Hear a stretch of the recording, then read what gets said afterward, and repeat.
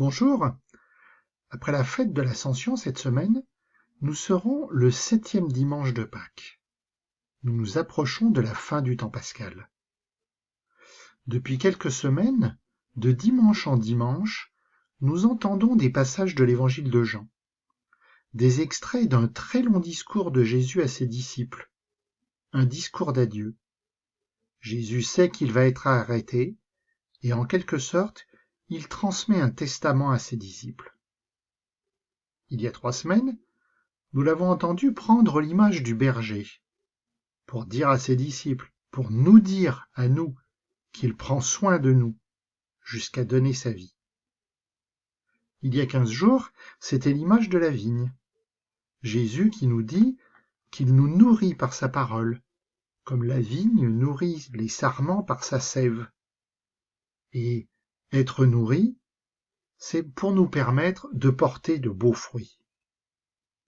Et enfin, dimanche dernier, nous l'entendions donner un commandement, le commandement d'amour. Être disciple de Jésus, c'est donner sa vie aux autres en les aimant. Ce dimanche, nous arrivons à la fin de ce discours. Comme d'habitude, voici la référence pour que tu puisses relire dans ton livre. Écoutons. En ce temps-là, les yeux levés au ciel, Jésus priait ainsi. Père Saint, garde mes disciples unis dans ton nom, le nom que tu m'as donné, pour qu'ils soient un, comme nous-mêmes. Quand j'étais avec eux, je les gardais unis dans ton nom, le nom que tu m'as donné.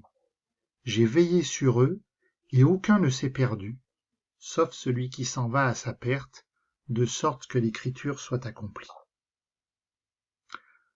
Alors le texte n'est pas très simple. Jean, effectivement, quand il écrit, il dit des choses que nous avons un peu du mal à comprendre. En fait, si tu entends bien, Jésus a tout donné pour ses disciples. Il a tout porté, il a tout transmis. Et à la fin de ce discours, il prie son Père. Et dans sa prière, il va confier ses disciples. Alors ces disciples, c'est le petit groupe de ceux qui l'entouraient il y a 2000 ans, mais c'est nous aussi. Aujourd'hui, Jésus prie son Père pour nous. Et sa première prière, c'est pour l'unité. Pas l'uniformité. Jésus ne veut pas que nous soyons tous identiques les uns aux autres. Non, c'est l'unité, l'harmonie si tu préfères. Et Jésus dit que le modèle, c'est lui-même. Il prie pour que nous soyons unis les uns les autres, comme lui, le Fils, est uni à Dieu son Père. Et l'union du Père et du Fils, c'est l'amour.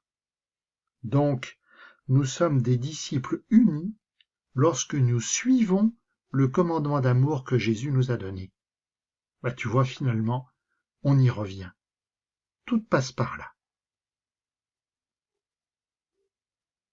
Et maintenant que je viens à toi, je parle ainsi dans le monde, pour qu'ils aient en eux ma joie et qu'ils en soient comblés.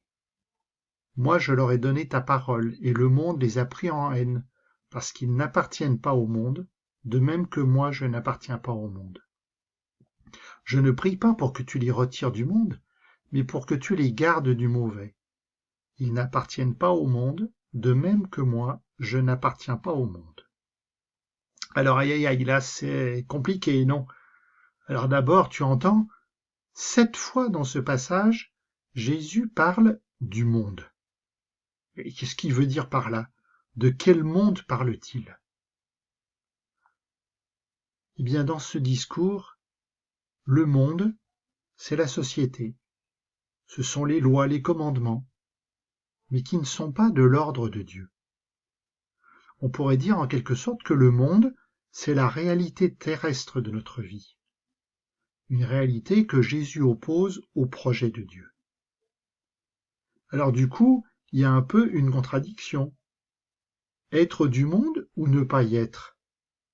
Car finalement, nous vivons bien dans ce monde. Nous vivons bien dans les réalités humaines. Nous ne pouvons ignorer tous ceux qui nous entourent. Mais finalement, quelque part, en nous efforçant de suivre le commandement d'amour, en nous efforçant de connaître, de comprendre, d'aimer l'autre, nous sommes déjà dans une autre logique. Et c'est pour cela que Jésus dit que ses disciples, dit que nous n'appartenons pas au monde. Mais en même temps, il ne prie pas pour que nous en soyons retirés, parce que finalement nous y vivons dans ce monde. C'est la réalité de ce qui nous entoure. Non. Jésus prie son Père pour nous protéger du mal. Parce que tout ce qui nous entoure, ce n'est pas forcément bon. Et ça, nous le savons bien. Dans tous les moments de notre vie, et surtout dans les moments les plus difficiles, Jésus est toujours à nos côtés. Sanctifie-les dans ta vérité. Ta parole est vérité. De même que tu m'as envoyé dans le monde, moi aussi je les ai envoyés dans le monde. Et pour eux, je me sanctifie moi-même, afin qu'ils soient eux aussi sanctifiés dans la vérité. Alors ça continue dans le discours qui n'est pas très simple. Encore une fois, une répétition. Cette fois, il s'agit de sanctifier. Être sanctifié, ou si tu préfères être saint, ça veut dire être mis à part. C'est-à-dire nous rapprocher de Dieu, chaque jour un peu plus. Donc finalement, tu vois, à la fin de sa prière, Jésus demande à Dieu son Père que nous nous rapprochions de plus en plus de lui. Et être sanctifié, tout seul, ce n'est pas possible. Nous avons besoin que quelqu'un nous montre le chemin. Ce qui nous montre le chemin, c'est la vérité. Et la vérité, c'est qui? Eh bien, c'est Jésus.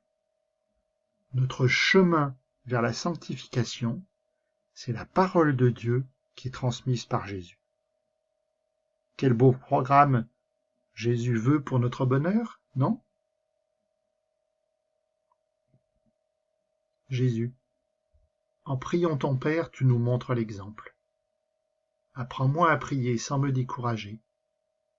Apprends-moi à prier pour demander à ton Père ce dont j'ai vraiment besoin, pour lui demander le bonheur pour ceux que j'aime.